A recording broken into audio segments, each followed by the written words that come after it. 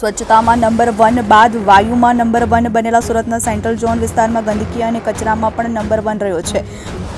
મોટી ટોકીઝ, 4 રસ્તા અને શ્રી મહાવીર જૈન મંદિર, કચરાની પોળ, શાહપોર પાસે ઠેર ઠેર ગંદકી જોવાઈ છે.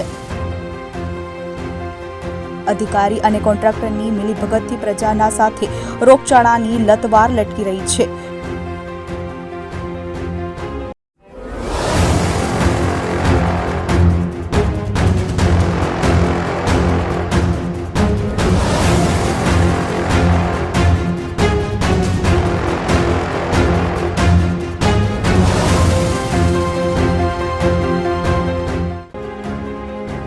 જો સેન્ટ્રલ ઝોન વિસ્તારમાં રોગચાળો ફાટી નીકળે તેનો જવાબદાર કોણ રહેશે?